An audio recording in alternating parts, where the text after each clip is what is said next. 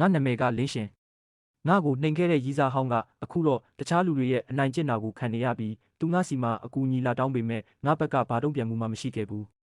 ဒါပေမဲ့အဖြစ်အပျက်တွေကငါထင်ထားတာထက်ပိုဆိုးလာခဲ့တယ်အဲ့ဒီကောင်တွေကငါရှိတင်ငါရီးစားဟောင်းကိုအတင်းအဓမ္မခေါ်သွားဖို့ကြိုးစားနေကြတာ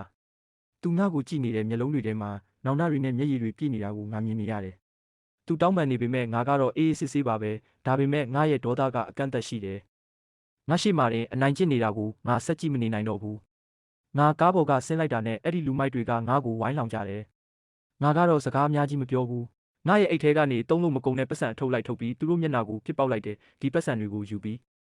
ငါရှိကအခုချက်ချင်းထွက်သွားလိုက်ပတ်စံကိုမြင်တာနဲ့ဖားတတ်တဲ့အဲ့ဒီကောင်တွေဟာခွေးကလေးတွေလိုပြပြတလဲပတ်စံတွေကောက်ပြီးထွက်ပြေးသွားကြတော့တာပဲ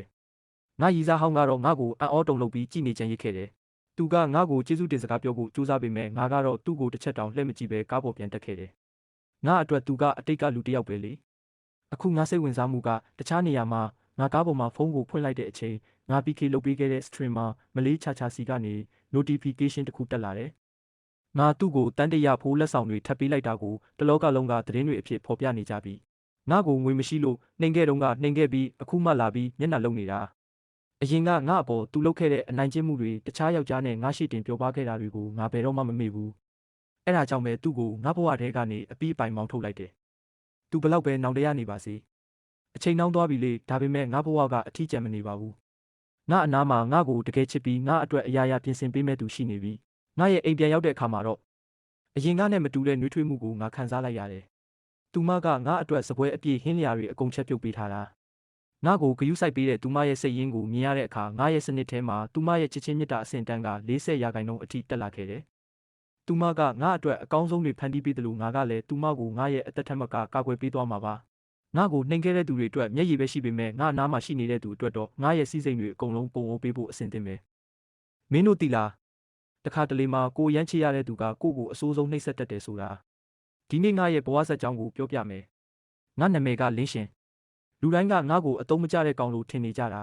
ငါမှချန်နာနာဆိုတဲ့ချစ်သူတစ်ယောက်ရှိတယ်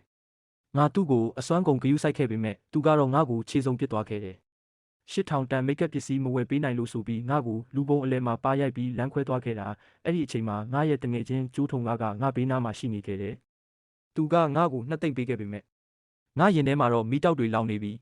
နာနာကငါကိုတစ္ဆာဖောက်ယုံတယ်မကဘူးတထေးသားတယောက်နဲ့ပါပွေရှုပ်နေတယ်ဆိုတာငါသိလိုက်ရတဲ့အချိန်မှာငါနှလုံးသားဟာကြောက်ခဲလို့မာကျောသွားခဲ့ပြီလူတွေကငါကိုဆင်းရဲသားလို့ထင်နေကြတာ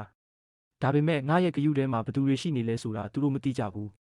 ငါရဲ့ဖုန်းထဲက message ဆောင်ကတမျိုးလုံးကိုတုံးလို့သွားစေနိုင်တယ်ငါရဲ့တငယ်ချင်းတွေကငါကိုကူညီဖို့အသင့်ပဲရင်ရွက်ပလာဇာလိုနေရာမျိုးကိုတောင်ငါအတွက်သုံးချခွင့်ပေးထားကြတာ